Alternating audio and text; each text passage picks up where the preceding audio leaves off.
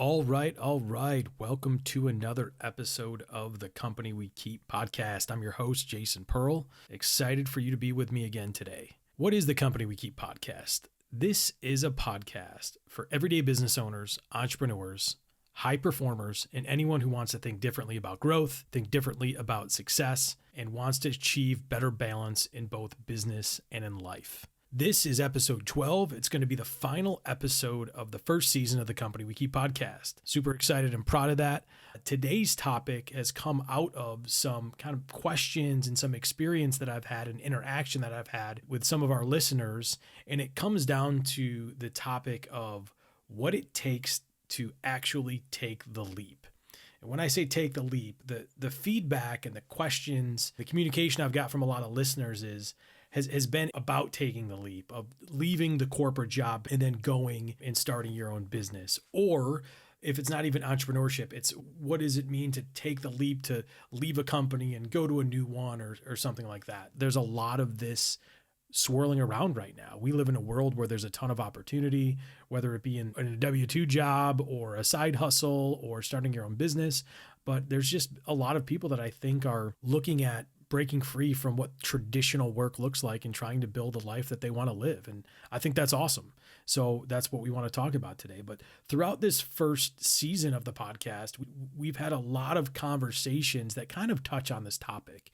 We've discussed my core framework, which is head, heart, and house, and in how that can and should play into how you make decisions, how you manage people, how you manage yourself, how you define your own success, things like that. We've had podcasts specifically on decision making and how you have to personally define what success means to you, not what society thinks success is, and so many other topics. Today, as we get into it, I thought what would be helpful for all these people that have asked me these questions is maybe talking a little bit about what my personal journey has been and how I work through this decision process to take the leap into starting Naker Consulting and leaving the 9-to-5 W-2 guaranteed income job. Obviously, everybody likes to sensationalize entrepreneurship and being a business owner and making your own rules and making your own work schedules and things like that. And there are, don't get me wrong, there's tons of perks to it. There's also a significant amount of downfalls to it as well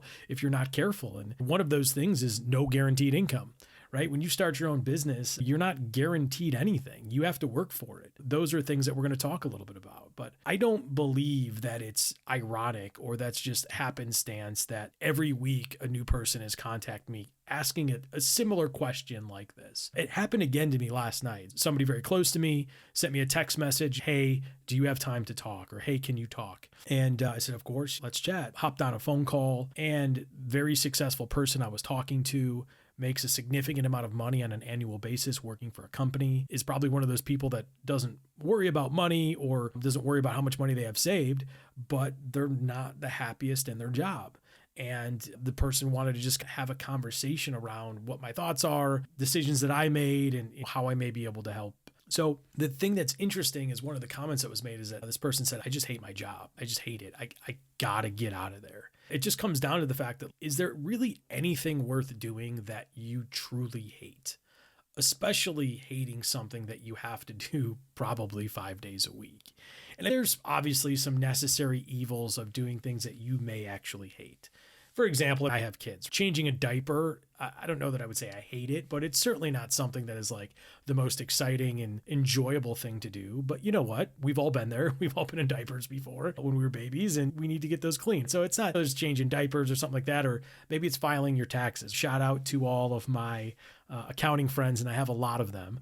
But I know a lot of people don't like worrying about filing their taxes. Luckily, this year we got a little bit of an extension until May 15th, but shout out to all my accounting friends out there. Or maybe it's cleaning your house or cleaning toilets or whatever the case it may be. But that being said, those are funny and silly things that we'll talk about, but they're necessary evils, right? But when it comes to working and it comes to having a job and being able to provide, if you hate what you do, it's a tough existence. And not everybody that I've spoken to throughout the course of the last 12 weeks has said that they actually really hate their job, but they have enough interest in doing something different or maybe changing the way they operate in their life. And that's where a lot of these questions came from. Ultimately, what I would say is if you really truly hate what you're doing, it's probably time to sit down and have some inner conversations and some thoughts about what can I do to maybe improve this portion of my life? As we're talking about taking the leap, my story about entrepreneurship, as I've told you, started when I was a kid and my parents owned their own businesses. And then I went into a corporate job after college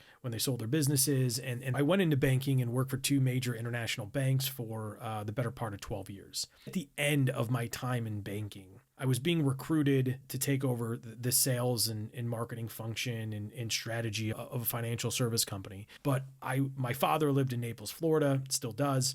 And we were having very serious conversations about what it would look like to potentially have me actually move down and get involved in his business, or potentially buy into the business and really start to grow the property management business that he had down in Southwest Florida, which he still has today. I went down and flew down by myself and visited, and we had some very specific and serious conversations. Even though he's my father, when you're talking about business, obviously we had to have some serious conversations, and obviously I had to talk to my wife and my family about, does this make sense? Should we move down to Florida? Should we take this leap? And ultimately, through conversation with myself and my wife and my father and my family, and through some prayer, it just came down to the fact that it just wasn't the right time. It wasn't the right time for me to take that type of leap. It wasn't time for really probably my father to have me enter into the business. And it just, ultimately, it was a great exercise to go through, but it didn't work out. And quite honestly, I was pretty upset about it. I wasn't upset at anyone. I was just upset because I felt like I was maybe missing another opportunity to live the life that I wanted to live, but it just didn't add up. The money didn't add up. The significance of the move and leaving family here in upstate New York, like my mother and my sister, and then my wife's side of the family lives in upstate New York, it just didn't make sense. So we just all together decided that didn't make sense. But fast forward 6 years later, there was another opportunity that came up. And I tell you this story for a couple reasons. The first reason is, number one, not every opportunity is the right opportunity. So you have to work through that process. But when I fast forward 6 years, and I'm talking about my personal walk, it became a little different. The conversations I was having about potentially moving to Florida and doing this property management stuff with my dad was one thing. But 6 years later, after I had spent time leading and growing and really expanding my skill set, my accolades and results with this financial services company, something became pretty evident. Something was really stirring in my heart. I was maturing as a human being, as an individual, as a professional. I was becoming more accountable to myself and to my family and to my work. And I was certainly more in tune with my family and my faith. And I just knew that there was something out there more for me. This is all happening as I am still employed and as a W-2 employee within this financial services company. And then, as I explained a few episodes ago, it just so happened that my employment at this institution was ended. I was terminated and I had some decisions to make. The interesting thing about that is, within 48 hours after I became a free agent, I had a significant amount of job offers and conversations that I could have easily taken and transitioned into a new W-2 job. But as I was talking about, there was something stirring inside of me. And as I worked through what I wanted to do, there were 3 or 4 really specific reasons that I knew that it was time for me to take this leap. It was time for me to take the leap into entrepreneurship, into solopreneurship or business ownership, and just really do what I thought was the right next step. And those reasons, I'm going to list them out. But first and foremost, over the course of the 6 years leading up to this, I was maturing, and there was definitely something stirring in my heart. I became more in tune with my family and what was important from a time perspective, what was important from a faith perspective for me, and where I felt that I was being called by God to go. And I felt it. I never really felt anything like that before. And it was a different feeling, but it was a very apparent, very loud, very decisive feeling that I had, which was like, I have to do this. And that was obviously really important for me because I never felt that way before. And I felt like there was no other decision for me to make. So that was one of the main specific reasons that I made the leap. Number 2, which I think is really important for a lot of people that are made up like me, I became at peace with understanding that I may start this business and I may fail. And being okay with the ramifications of failure, I was okay with. And that was something that I'd never been okay with before. I had this extreme weight that, like, if I didn't try this, if I didn't do this entrepreneurship path right now, I just felt in my heart that I would regret it for the rest of my life. I felt the time was right. I had the right experience. I was at the right age. I just felt like I knew I could do it, and I was okay with failing. And the reason I was okay with failing is because I believed in myself. Like I said, hey, if I give it my all and I fail, then I'll go get another job. And I'll be 100% okay with getting another job. And I think that's a really important thing. I knew it was important for me, but I had a skill set, and I still do. If I had to, I'd go back and be a VP of sales or a CRO, or go work for a company as a W-2 employee and lead their sales and revenue functions. I knew I had that skill set. Because I knew I had that skill set, I knew that if I tried and I failed, it's not like I'd be living on the street. I'd be able to go and market myself and find a position. So that was another way that I was able to work through the decision of, is it the right time to take the leap? Because of that reason, the answer was yes. Another really specific reason was that I actually had zero interest in caring what other people thought or said about me at this point in time. That was not something that was normal for me. I've explained, and I've been vulnerable on this podcast before, to say that I've had probably an issue or a problem worrying more than I should about what people thought of me, what people thought of my skill, and all of those things. And at this time in my life, 4 years ago, I was not anywhere close to caring about what anyone thought or what anyone said. So I didn't have a parachute, but I had really complete clarity that I knew that this was the right move for me. And knowing that I didn't have a parachute, and knowing that I didn't have like a whole bunch of money saved to just be like, oh, if this fails, I'll just live on the beach for 6 months and everything's going to be fine. I didn't have a parachute, but I didn't care either. I knew I could get more work if it didn't work, and I knew God was pushing me in this way. Those 3 or 4 components made me realize that the time was now, and the time was to take the leap. And so that's what I did. To a lot of people's dismay, not my wife or not my family, they all believed in me and supported me and things like that. But I just knew that the time was right because of these 3 or 4 things that I just laid out. But my reasons for taking the leap are not going to be the same as yours. And that's the thing. Like, this isn't just do everything I say and everything's going to work for you. You understand what's going on in your head and what's going on in your heart and what's going on in your household. So our circumstances are very different. The one thing I want you to take away from this podcast is, if you plan on taking the leap, you better be all in. Don't dip your foot in the pool. Jump in, do a cannonball, do a belly flop, right? And if you want to take the leap, you have to 100% do it. You have to do it with all your conviction, with all your heart, with all your effort.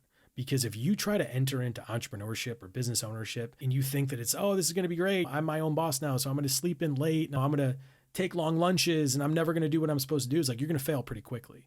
So if you're going to make the leap, give it your all. Believe in yourself. Make sure that you've worked through your decision process and those that are part of your life that are important to you, or those that you're responsible for. But if you're going to make the leap, be all in. You owe it to yourself to be all in. Regret is something that no one likes. So don't regret starting a business and not working hard enough. You may regret not starting it, but if you're going to start it, you can't have regret. I talked about earlier in my career, which would be about 10 years ago, when I made the decision not to take the leap.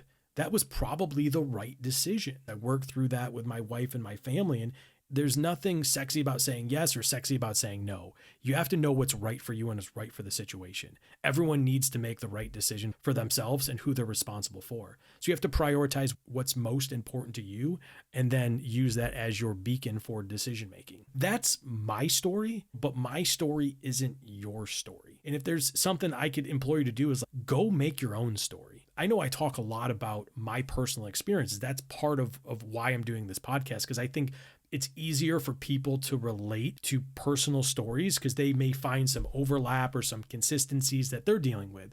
And I love the fact that I can be that for you, and maybe that helps you a little bit.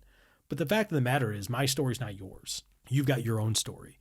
You've got to go make your own. Your life's a book. You've got chapters left, so go write them. Don't talk about writing them. Go write them. And if you take that attitude and you take that approach, you're going to succeed. Because when you're all in and you know that this is something that you should be doing, go write those chapters that are left. That's what you have to do. This is the last episode of season 1 of the Company We Keep podcast. Quite honestly, I'm proud the fact that this will be episode 12. The people reaching out has been really fun. It's been awesome and super encouraging. So I'm really honored that you're listening and really appreciate everyone that's been so supportive of me throughout this process. That being said, there will be a season 2, and there will be a season 2 very shortly. And season 2 is going to be awesome. It's going to be a little different than season 1. We're going to be introducing you to a lot of amazing people that I get to call friends or that are part of my network. We're going to be introducing you to some video, some really interesting concepts. And we have a few other tricks up our sleeves that we're really excited about. If you maybe haven't caught all of the Company We Keep podcast episodes so far, over the course of the next few weeks, it's going to be a great time to catch up. It's also going to be a great time to communicate with me and interact. I'm still going to be really active on socials and on my website, but we're going to take a little bit of a pause as we build out season 2. But there's going to be a lot of really fun stuff happening. And I can't wait to introduce you to some of the people in my network. So we aren't close to being done. We are just getting started. Obviously, we just want to make a positive impact on this audience. We want to help equip you with all the things that you need to help achieve your goals, but ultimately achieve growth in the areas that you deem important and that you want, and the areas that are most important to you. So if you're enjoying this podcast and this content, I would love and really appreciate if you subscribed to it. I know a lot of you have, but there's probably some of you that are listening that haven't subscribed. We'd love for you to do that. And if you're so inclined, leave a review as well. But throughout the next few weeks and at any time, you can find anything you need on me and on this podcast at jasonmpearl.com. Again, that's Jason, M as in Matthew, Pearl.com. I'm Jason Pearl. Thanks for keeping me company today. This is the Company We Keep podcast. I'm out. Peace.